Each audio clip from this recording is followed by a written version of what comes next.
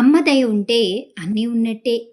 లలితా సహస్రనామాల్లోని ఈ శ్లోకాన్ని మనం పఠించటం వల్ల, ఈ శ్లోకాన్ని మనం 11 సార్లు కానీ, 108 సార్లు కానీ, 1001 సారి కానీ జపం చేయటం వల్ల మనకి లక్ష్మీ కటాక్షం వస్తుందంటే మీరు నమ్ముతారా?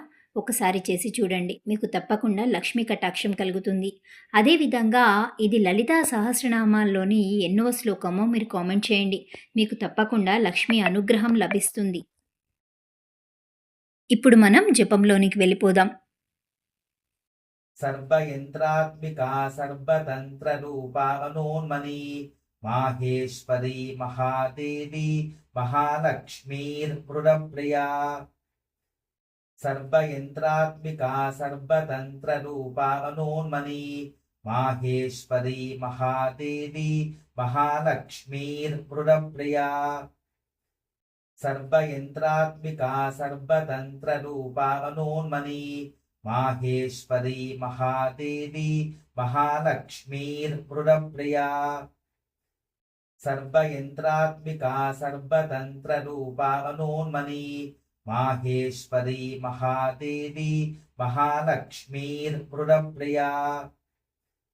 సర్వయంత్రాత్మికా సర్వతంత్ర రూపా మనోన్మణి మాహేశ్వరి మహాదేవి మహాలక్ష్మీర్మృడప్రియా. సర్వయంత్రాత్మికా సర్వతంత్ర రూపా మనోన్మణి మాహేశ్వరి మహాదేవి మహాలక్ష్మీర్మృడప్రియా.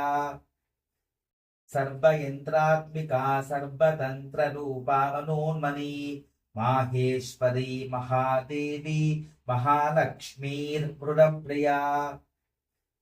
సర్వయంత్రాత్మికా సర్వతంత్ర రూపా మనోన్మణి మాహేశ్వరి మహాదేవి మహాలక్ష్మీర్మృడప్రియా. సర్వయంత్రాత్మికా సర్వతంత్ర రూపా మనోన్మణి మాహేశ్వరి మహాదేవి మహాలక్ష్మీర్మృడప్రియా. సర్వయంత్రాత్మికా సర్వతంత్ర రూపా మనోన్మణి మాహేశ్వరి మహాదేవి మహాలక్ష్మీర్మృడప్రియా. సర్వయంత్రాత్మికా సర్వతంత్ర రూపా మనోన్మణి మాహేశ్వరి మహాదేవి మహాలక్ష్మీర్మృడప్రియా.